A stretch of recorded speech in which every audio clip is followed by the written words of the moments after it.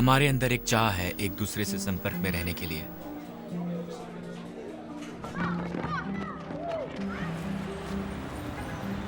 हम एक दूसरे से टेक्नोलॉजी से संपर्क में रहते हैं, रोज की आम मेल जोल से।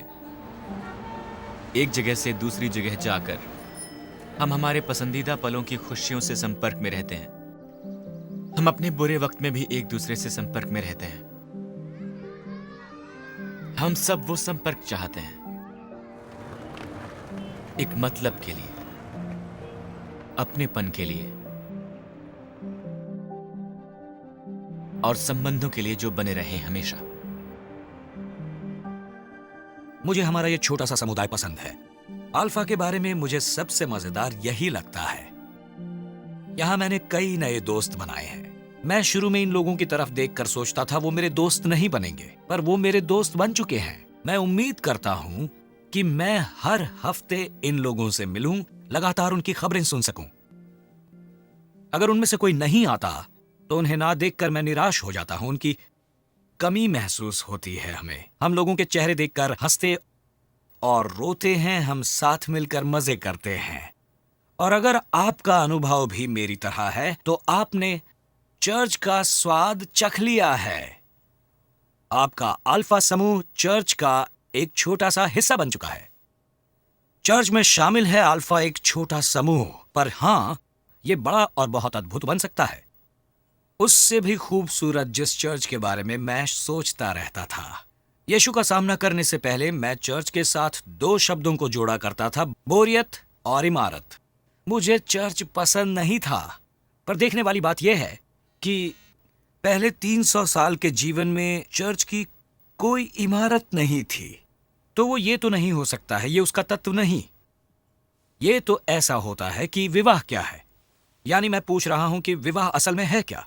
तो वो कहते हैं विवाह एक अंगूठी है, विवाह एक सर्टिफिकेट है, एक सर्विस है। हाँ, पर यह शादी का तत्व नहीं है। शादी के बीचों बीच एक बहुत ही गहरी चीज है, कुछ ऐसा जो काफी अहम है। और चर्च के बीचों बीच एक ज्यादा ही अद्भुत चीज है, बहुत ही खूबसूरत और अनोखी चीज। मुझे चर्च ना केवल पसंद है बल्कि मैं उससे प्रेम करता हूं। चर्च के बारे में कहने के लिए बहुत कुछ है। ये तो बस एक परिचय की शुरुआत मात्र है, जैसे पानी में पांव का अंगूठा डालना। ये चर्च का कोई शास्त्र ज्ञान के आधार पर परिचय नहीं, ये तो बस जरा सा स्वाद है। मैं आपको प्रोत्साहित करना चाहता हूं शामिल होने के लिए चर्च में, और फिर जीवन भर आप अपने आप को खोज सकते हैं यीशु मसीह की महिमा भरी राह पर। चर्च का परिचय देते हुए मैं कुछ वचनों को देखना चाहता हूं जो चर्च से संबंधित हैं, और वो बताते हैं कि प्रेम क्या है, और ये भी कि मैं चर्च से इतना प्रेम क्यों करता हूं। पहली बात है कि चर्च दोस्त हैं। यूहन्ना के सुसमाचार में यीशु कहते हैं, आप मेरे दोस्त हैं, मैंने आपको दोस्त बुलाया है। मैं चर्च जाती हूँ जब मुझे मदद की ज़रूरत हो, और मैं चाहती हूँ कि मेरी कोई सुने। जब मैं छोटा था तो हमेशा चर्च जाया करता था। ताकि एक हफ्ता गुजर जाए। नहीं, मैं चर्च नहीं जाती। सिर्फ कुछ लोगों से मेल जोल बढ़ाने के लिए जो आपके साथ हैं। समुदाय इसका बड़ा हिस्सा है। मुझे पसंद है, ये एक समुदाय की तरह है जो वो लेकर आता है। मैं मसीही तो नहीं हूँ, पर फिर भी मैं हर हफ्ते चर्च जाती हूँ क्योंकि मुझे वहाँ लोगों के साथ रहना अच्छा लगता है, क्योंकि हर कोई एक दूसरे का ख्याल रखता है वहाँ।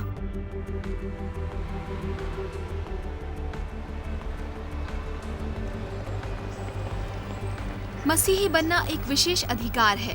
यीशु के दोस्त बनना, उनसे बात करना, उनके बारे में पढ़ना और उनके बारे में जानना। पर ना केवल हमारी यीशु के साथ दोस्ती है, यीशु हमें एक दूसरे के साथ संबंध में आने के लिए कहते हैं। हाँ, और अल्फा के छोटे से समूह के बारे में अद्भुत बात यह है कि बस हफ्तों में ही दोस्ती बन जाती है। और नए नियम में जो शब्द इस्तेमाल होता है वो है कोइनोनिया, जिसका अनुवाद बहुत मुश्किल है, पर ये वो दोस्ती की गहराई है जो उम्र, जाति, परिस्थिति और संस्कृति से परे है। मैंने चर्च में अनुभव किया है दोस्ती के उस स्तर को जिसे मैंने कहीं और कभी अनुभव नहीं किया है। साथ मिलना भी बहुत जरूरी है, क्योंकि आप अकेले मसीह नहीं हो सकते हैं। इब्रानियों के लेखक कहते हैं कि एक दूसरे को मिलना मत छोड़ो, पर एक दूसरे को प्रोत्साहित करो। दोस्तों के समुदाय के बिना हम अपने जोश को खो देंगे और इससे हमारा विश्वास कम हो सकता है। पर जब हम साथ आते हैं तो आग फिर से जल जाती है, क्योंकि दोस्त एक दूसरे को प्रोत्साहित करते हैं। दूसरी वजह जिससे मुझे चर्च से प्रेम है वो है परिवार। चर्च कोई संस्था नहीं है जिससे आप शामिल हो जाते हैं, वो एक परिवार है। पहला यूहन्ना 5:1 कहता है, जिसका ये विश्वास है कि यीशु मसीह हैं, वो परमेश्वर से उत्पन्न हुआ है, और जो कोई पिता से प्रेम रखता है वो उसके पुत्र से भी प्रेम रखता है। आप ये नहीं कह सकते हो कि आप परमेश्वर से प्रेम करते हो पर उनके बच्चों से प्रेम नहीं करते। परमेश्वर आपके पिता हैं और इससे आप भाई बहन बन जाते हैं। परमेश्वर का उद्देश्य था कि पूरी मानव जाति को एक साथ ले आए, एक परिवार की तरह मसीह के साथ एकत्रित हुए। जिस तरह हम परमेश्वर के परिवार का हिस्सा बनते हैं वो शारीरिक जन्म से नहीं होता बल्कि आत्मिक जन्म से होता है। यीशु कहते हैं कि हम पानी और आत्मा से जन्मे हैं। यीशु का बपतिस्मा हुआ था और उन्होंने अपने चेलों को बपतिस्मा लेने के लिए कहा था। मसीही बनने में 3 चीजें शामिल हैं। पहला, जो परमेश्वर करते हैं वो आपको पवित्र आत्मा देते हैं। दूसरी चीज वो है जो आप करते हैं, आत्मा देते हैं। आप पछताते हैं और विश्वास करते हैं। और तीसरी चीज चर्च करता है और वो है बपतिस्मा देना।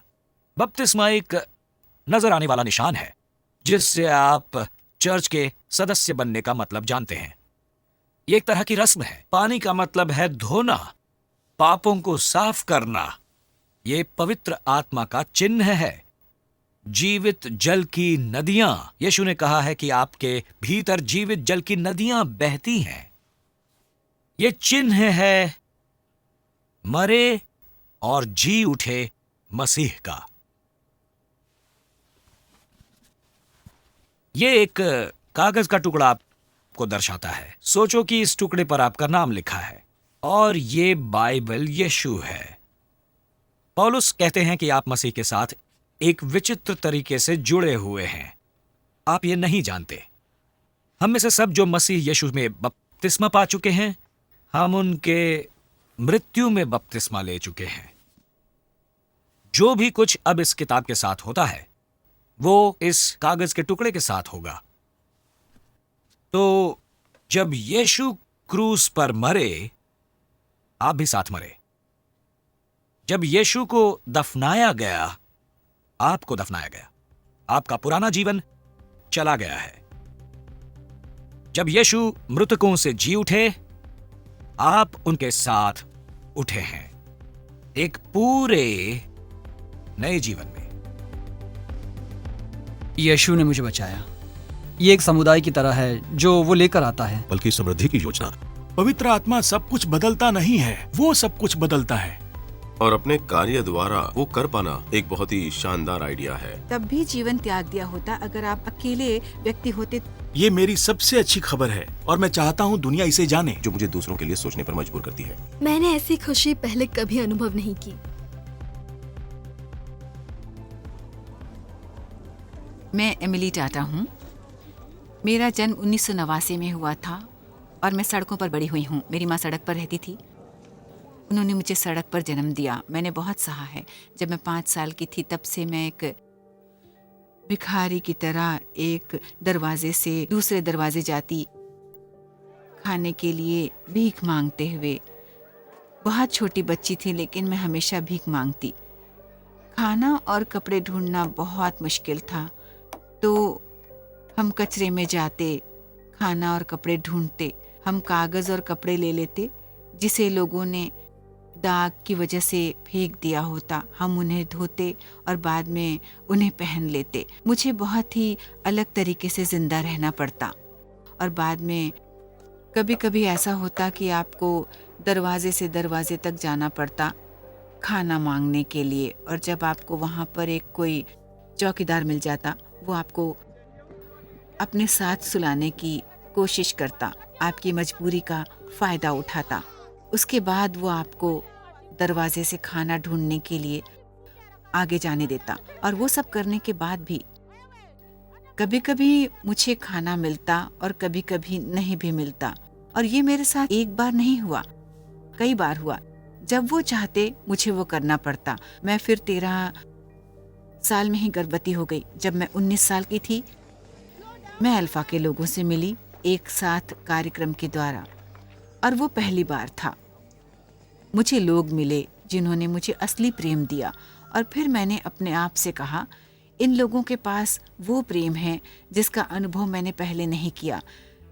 जिस दिन मेरा बपतिस्मा हुआ, मेरे पास सीखने की चाह थी और लोगों को मसीह के लिए जीतने की चाह थी, और मैं सिखाना भी चाहती थी।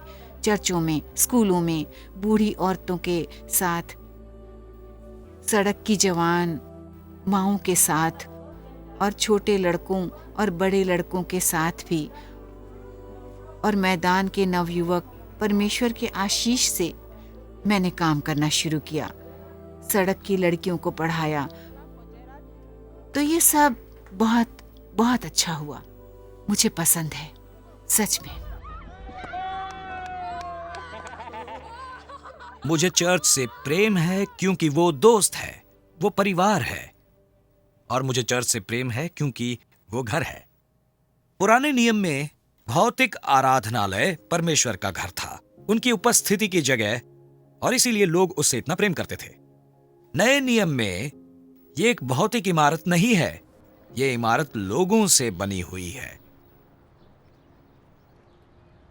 पौलुस इफिसियों को लिखे अपने पत्र में कहते हैं, एक धार्मिक आराधनालय, तुम भी साथ में बने रहो, एक इमारत बनने के लिए जहां परमेश्वर अपनी आत्मा द्वारा रहते हैं। यीशु ने कहा, मेरे नाम से जब 2 या 3 एकत्रित होंगे, मैं वहां उनके साथ हूं। तो जैसे हम एकत्रित होते हैं, यीशु ने वादा किया है कि वो आत्मा द्वारा वहां पर रहेंगे। और कभी कभी जब लोग चर्च में आते हैं, उन्हें इस वातावरण का एहसास होगा, उन्हें पवित्र आत्मा का एहसास होगा। यीशु परमेश्वर की उपस्थिति है, ये घर आने जैसा है।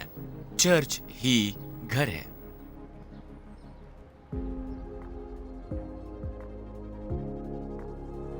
जब मैं चर्च जाता हूँ, मुझे एकदम से अच्छा लगता है। मुझे लगता है कि मेरे कंधों से बोझ हटा दिया गया है।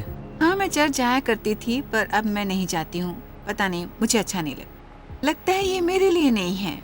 मुझे भीड़ में जाना अच्छा नहीं लगता है, लेकिन जब भीड़ ना हो तो मैं वहाँ जाकर अपना समय बिताना चाहूँगा। पता नहीं, इसके बारे में मेरी राय कुछ अलग है। मैं चर्च जाता हूँ सिर्फ संदेश के लिए। सिर्फ परिवार का एक और हिस्सा। कुछ नया पाना हमेशा अच्छा होता है, हफ्ते के लिए ताजा। मैं चाहता हूं कि सबको ऐसा लगे जब वो चर्च में आते हैं कि वो घर आए हैं।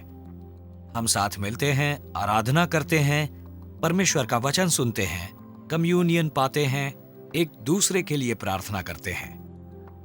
आप पूरा हफ्ता काम करते हैं, रविवार आप पुनः स्थापित होने के लिए अपने इस घर को वापस आते हैं। ताजा होने के लिए, शक्ति पाने के लिए आप चर्च आते हैं। इसलिए चर्च वो जगह होनी चाहिए स्वीकारा जाए। मेरी चर्च जाने की यादें कुछ ज्यादा ही बोरिंग है। मैंने अपनी माँ से पूछा था, कब खत्म होगा ये। अब मैं 10-11 साल का था। मैंने एक गहरी निजी धार्मिक जीवन की शुरुआत की, और ये यीशु के अनुभव से काफी करीब है। मेरे पास उनके साथ एक संबंध होने की गहरी छवि थी। पर एक बढ़िया चीज जो मैं अब कहता हूं कि 70 की उम्र में उनकी दोस्ती सच में वो सच्चे दोस्त हैं। इस दोस्ती में इतनी असफलताएं होने के बाद भी मैं भाग्यशाली हूं उस समय से जब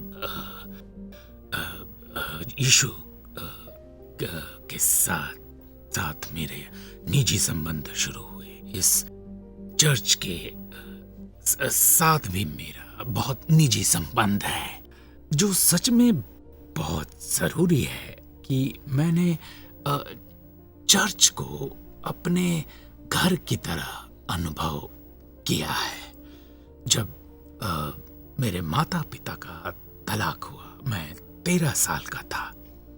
शायद ये तब से ही एक 13 या 14 साल वाले का आंदोलन था। मैंने अपनी माँ से कहा कि मैं घर छोड़ के जा रहा हूं, क्योंकि मेरा घर मेरा कलीसिया है। चर्च में मुझे परिवार मिला।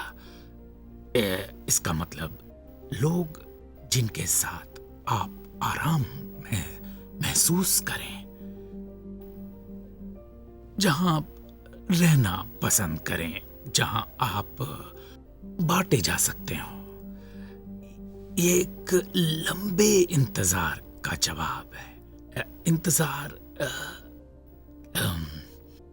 किसी के होने का, स्वीकार किए जाने का, स्वीकार प्रेम किए जाने का।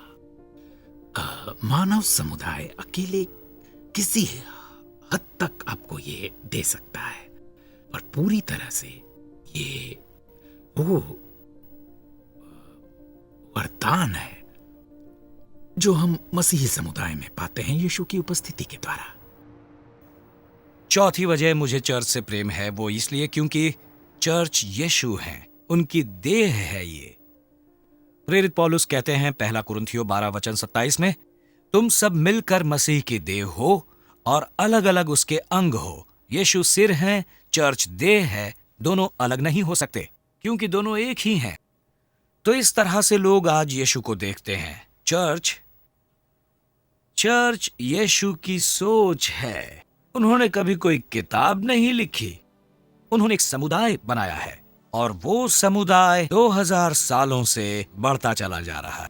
सर्वलौकिक चर्च बना हुआ है उनसे जो दुनिया भर में हैं और पूरे समय से जो विश्वास यीशु में डालते हैं, और ये परिवार बहुत ही बड़ा है। आज दुनिया में 2400 अरब से ज्यादा मसीही हैं और 10,000 से ज्यादा मसीही हर रोज होते हैं। पश्चिमी यूरोप में चर्च कम हो रहे हैं, पर जो दुनिया भर में हो रहा है ये उसका प्रतिनिधि नहीं है। 1900 की शुरुआत में अफ्रीका में 10 मिलियन मसीही थे। 2000 तक 360 मिलियन मसीही हो चुके हैं। ये 3600% बढ़ चुका है। चीन में 1940 में 4 मिलियन मसीही थे। अब अनुमान लगाया जाता है कि 100 मिलियन से भी वो बढ़ चुके हैं। आज ज्यादातर नौजवान लोगों का विश्वास इसमें बढ़ रहा है। जल्दी ही चीन सबसे बड़ा मसीही देश बन जाएगा। यूएसए में 92% लोग परमेश्वर को मानते हैं। यहाँ पर 250 मिलियन लोग मसीह को मानने वाले हैं। हम हाल ही में ब्राजील में थे, जहाँ पर कैथोलिक कार्डिनल ने हमें रविवार को अपने चर्च में आमंत्रित किया था। उस सर्विस में 45,000 लोग थे और 10 मिलियन लोग उसे टीवी पर देख रहे थे। रियो में विश्व युवा दिवस पर पोप फ्रांसिस के नेतृत्व में 3 मिलियन नौजवान यीशु की आराधना करने के लिए साथ मिले। ये एक बड़ा विशेषाधिकार है कि आप दुनिया के उस हिस्से में जी रहे हैं जहां आपको आराधना करने की स्वतंत्रता है, बिना गिरफ्तार हुए, जेल में डाले गए या बिना मारे जाने के। चर्च में सजा दिए गए वाले हिस्से भी हैं। बहुत सारे लोग यीशु में अपने विश्वास के लिए मारे गए हैं पिछले 100 सालों में, बाकी सारी सदियों को मिलाकर। फिर भी इन जगहों में भी चर्च तेजी से बढ़ रहा है। तो हम सब हैं मसीह की देह। हमें विभाजित नहीं होना चाहिए। दुख की बात यह है कि चर्च इतने सालों में बहुत विभाजित हुआ है, पर उत्साह की बात यह है कि पवित्र आत्मा एक नई चीज कर रहा है। एकता बहुत जरूरी है। दुख की बात है कि पूरे इतिहास में चर्च को काफी विभाजित किया गया है, पर हम एक रोमांचक समय में रह रहे हैं जब पवित्र आत्मा हमें साथ ला रहा है। यीशु ने प्रार्थना की ताकि हम एक हो सकें, ताकि दुनिया उस पर विश्वास कर सके। एक विभाजित दुनिया एकत्रित चर्च मांगती है। अल्फा में शामिल होना ये एक बड़ा विशेषाधिकार रहा है जो सारे बड़े चर्चों द्वारा चलाया जाता है और पूरी दुनिया भर में गुटों द्वारा। कैथोलिक चर्च मुझे पसंद है। मैंने इससे बहुत कुछ सीखा है। मुझे ऑर्थोडॉक्स चर्च पसंद है। मुझे पेंटेकॉस्टल चर्च पसंद है। हम सब एक देह का हिस्सा हैं। हम सब एक है यीशु मसीह में, और जो कुछ हमें जोड़ता है वो उससे ज्यादा बड़ा है जो हमें विभाजित करते हैं। एकता और सत्य विरोधी नहीं है, बल्कि वो साथ चलते हैं। मेरे पास पूरा सत्य नहीं है, किसी के पास पूरा सत्य नहीं है। सिर्फ साथ में ही हमें अच्छी तरह से दिखता है जो सत्य है। यीशु सत्य है और हमें एक दूसरे की जरूरत है। प्रिय भाइयों और बहनों, विभाजन एक घाव है।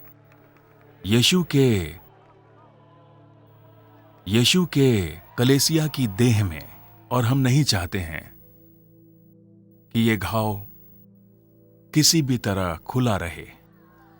मैं कुछ चाहता हूं जो शायद विवाद से भरा लग सकता है या शायद धर्मद्रोही भी, पर कोई है जो ये नहीं चाहता कि हमारे विवादों के बाद भी हम एक साथ की रह सकें, वो भी प्रेम से। हम एक साथ हैं। वही है जो हमें सजा दे रहा है, वही है जो आज मसीहियों को सजा दे रहा है। उसे पता है कि मसीही मसीह के चेले हैं, वो एक हैं क्योंकि वो आपस में भाई हैं। उसे परवाह नहीं है कि वो इवेंजेलिकल्स है, ऑर्थोडॉक्स है, लूथरन्स है, कैथोलिक्स है, अपोस्टोलिक है। उसे परवाह है ही नहीं। वो मसीह हैं और वो खून शहादत का एकत्र करता है। बाय, बाद में मिलते हैं। एकता का मतलब समानता नहीं है। बहुत सारे अलग हिस्से हैं और बड़ी विभिन्नता है। ये सोचना आसान है कि अगर कोई और चर्च अलग तरह से चीजें करता है तो वो गलत है, पर वास्तव में हम एक दूसरे से सीख सकते हैं। पौलुस कहते हैं कि दूसरे को अपने से बेहतर समझो। यही है एकत्रित चर्च। हर किसी को कुछ करना है, देना और सेवा करना। चर्च दुनिया का सबसे बड़ा कार्यकर्ता संगठन है। भूखों को खाना देता है, बीमारों के पास जाता है, जेल में रहने वालों की सेवा, मुजरिमों का ख्याल रखना और अन्याय के खिलाफ लड़ना। यीशु ही चर्च है, दुनिया को दी गई उसकी देह है। पांचवी वजह जिससे मुझे चर्च पसंद है वो इसलिए क्योंकि चर्च प्रेम के बारे में है। एक प्रेम कहानी। ये प्रेम कहानी है आपके और यीशु के बीच, मसीह और चर्च के बीच। प्रेरित पौलुस ने कहा है, वो कहते हैं, पति अपनी पत्नियों से प्रेम करो जैसा मसीह ने किया है और अपने आप को चर्च के लिए त्याग दिया है। फिर वो आगे चलकर विवाह के बारे में बोलते हैं, पर वो कहते हैं, मैं विवाह के बारे में कुछ नहीं कहूंगा। ये एक गहरा राज है और मैं बात कर रहा हूं मसीह और चर्च के बारे में। अन्य शब्दों में वो कह रहे हैं, विवाह बिल्कुल एक समानता की तरह है हमारे और यीशु के बीच संबंध के लिए। विवाह ही सब कुछ नहीं है और सब कुछ नहीं होगा, क्योंकि यीशु का विवाह भी नहीं हुआ था। लेकिन विवाह इशारा करता है किसी और, जो बहुत ही गहरा और अद्भुत है। यह इशारा करता है आपके और यीशु के बीच के संबंध की ओर, मसीह और चर्च के बीच के संबंध की ओर। और अल्फा बस एक शुरुआत है। एक तरह से ये एक विवाह की तरह ही है। जो जरूरी है वो शादी नहीं बल्कि विवाह है, एक लंबे अरसे का विवाह। एक लंबे अरसे तक आप यीशु मसीह से संबंध जोड़ने वाले हैं और इसके लिए वो जरूरी है। जो संदेश हम देना चाहते हैं, इस समय बताना चाहते हैं, वो ये है कि यीशु आपसे प्रेम करते हैं। यीशु आपके लिए मरे हैं। उन्होंने आपके लिए अपने आप को त्याग दिया। अगर आप दुनिया में अकेले व्यक्ति होते तो भी वो आपके लिए मरते। परमेश्वर आपसे प्रेम करते हैं, वो भी बिना शर्त के, पूरे दिल से और लगातार। तो चर्च अपने प्रेम के लिए मशहूर होना चाहिए। प्रेम जो बिना शर्त का है, सब कुछ शामिल है उसमें। अलग परिस्थितियों के लोग, उन सभी के लिए प्रेम, सभी जाति, जीवन शैली और दृष्टिकोण के लिए। मैं एडी के बारे में सोचता हूं। एडी ने 16 साल में स्कूल छोड़ा। उसकी कोई योग्यता नहीं थी। वो लंदन रहने आया, लंदन की सड़कों पर सोया, मुश्किल हालातों से गुजरा। वो एक शराबी था। वो हेरोइन के इंजेक्शन लेने लगा और उसने इतने ज्यादा इंजेक्शन ले लिए कि उसे इंजेक्शन देने के लिए नब्ज नहीं बची थी। उसे डीप वेन थ्रोम्बोसिस होने लगा था। उसे सोराइसिस हो गया था। फेफड़ों में तकलीफ होने लगी थी। वो मौत के बहुत करीब आ चुका था। उसने मौत को करीब से देखा था। एडी बिल्कुल ऐसा दिखने लगा था, मौत के करीब। वो अल्फा में आया, अल्फा वीकेंड में, और अल्फा वीकेंड के दौरान उसने यीशु मसीह का सामना किया। किसी ने उसके लिए प्रार्थना की ताकि वो पवित्र आत्मा से भर जाए, और यीशु ने उसे मुक्त किया, शराब से मुक्त किया, हेरोइन की लत से मुक्त किया। वो एक बदला हुआ आदमी था। और मेरा अच्छा दोस्त एडी अब ऐसा लगता है। वो एक फुल टाइम वॉलंटियर है चर्च में। वो कहता है मैं अपना गुजरा कल तो नहीं बदल सकता, पर मैं अपना भविष्य बदल सकता हूं। वो चाहता है समाज को वो वापस कुछ दे, और वो ये कर रहा है। वो अब दूसरों के जीवन में फर्क ला रहा है, और अब वो चर्च का हिस्सा है। चर्च यही सब है। ये उत्तम लोगों को दिखाने का अजायब घर नहीं है। ये एक अस्पताल की तरह है जो हमारा स्वागत करता है जब हम टूटे हुए हैं, जब हम चोट खाकर जख्मी हुए हैं, और प्रेम से हमें ठीक करता है। ये बिना शर्त का प्रेम बाधाओं को तोड़ने में मदद करता है, लोगों को उनके पैरों पर खड़ा करता है। ये पुनः स्थापित और चंगा करता है। मसीही बनने का मतलब है चर्च का बन जाना। आप चर्च नहीं जाते हैं, आप ही चर्च हैं, दोस्तों का समुदाय और मसीह में ही भाई और बहन। चर्च ही घर है। चर्च यीशु है। चर्च दुनिया को दी गई परमेश्वर की देह है और प्रेम है। ये मसीह की दुल्हन है। और हम आपको प्रोत्साहित करना चाहते हैं। जैसे अल्फा समाप्त होता है, आप अभी ही शामिल हो जाइए, जहाँ पर हो वहाँ पर। यहाँ एक सबसे अद्भुत रोमांच रहा है। जी हाँ, लेकिन ये सिर्फ एक शुरुआत है। प्रेम, ये बस इसी के बारे में है। आपसे प्रेम करते हैं परमेश्वर, वो आपसे प्रेम करते हैं। अगर आप अल्फा से कुछ लेकर नहीं जाते तो ये ले जाइए। परमेश्वर आपसे प्रेम करते हैं। आप परमेश्वर की संतान हैं। परमेश्वर की आत्मा आपके भीतर रहती है। यीशु आपके लिए मरे। परमेश्वर आपसे इतना ज्यादा प्रेम करते हैं। आपके पास दुनिया का सबसे शक्तिशाली संदेश है। यह संदेश जीवन बदल सकता है।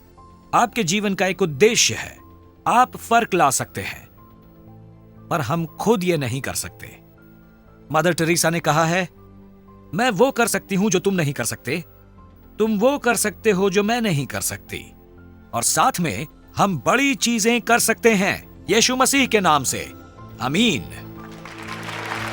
आमीन, आमीन।